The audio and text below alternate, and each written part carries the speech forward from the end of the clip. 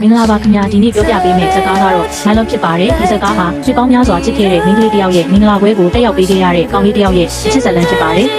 ဇာတ်လမ်းရဲ့အဓိကဇာတ်ကောင်ကတော့ဂျင်ဆိုင်ရကဖြစ်ပါတယ်သူဟာအကျောင်းမှာအားကစားပြုကြတဲ့လူငယ်တစ်ယောက်ဖြစ်ပါတယ်ဒီနေ့မှာတော့ကျောင်းတစ်ကိုပြောင်းလာတဲ့ယူယောင်စာကိုတွေ့လိုက်ရပါတယ်စီယက်ကီဟာယောင်စာကိုမြင်ချင်းသဘောကျသွားခဲ့ပြီးသူမကိုအမြဲကာကွယ်ပေးဖို့ကြိုးစားခဲ့ပါတယ်ချိန်ကြာလာတာနဲ့မျှသူတို့နှစ်ယောက်ကြားမှာတန်ရောစင်တွေတိုးဝလာခဲ့ပြီးနောက်ဆုံးမှာတော့ချစ်သူတွေဖြစ်လာကြပါတယ်ဒါပေမဲ့ယောင်စာဟာမိသားစုအကြောင်းအရာတွေကြောင့်မြို့ပြောင်းသွားခဲ့ရပြီးစီယက်ကနဲ့ခွဲခွာခဲ့ရပါတယ်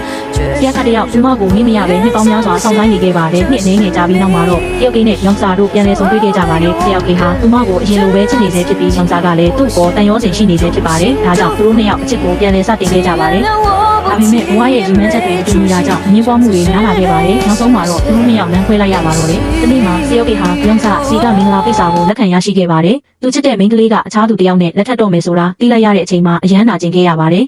မင်္ဂလာပွဲနေ့မှာတော့စီယောခါဟာဧည့်သည်တယောက်အဖြစ်တက်ရောက်ခဲ့ပြီးသူတို့နှစ်ယောက်ရဲ့အမှတ်တရတွေကိုပြန်လည်သတိရမိခဲ့ပါတယ်။နောက်ဆုံးမှာတော့သူဟာသူချစ်တဲ့မိန်းကလေးကိုလွှတ်ချနိုင်ခဲ့ပြီးသူမရဲ့ပျော်ရွှင်မှုကိုပဲဆုတောင်းပေးခဲ့ပါတယ်။ဒီဇာတ်ကားကအချစ်ဆိုတာပိုင်ဆိုင်ခြင်းထက်သူချစ်ရသူပျော်ရွှင်ဖို့ဆုတောင်းပေးနိုင်ခြင်းဖြစ်တယ်ဆိုတဲ့သင်ခန်းစာကိုပေးထားပါတယ်။ Please like follow ကျေးဇူးတင်ပါတယ်ရှင်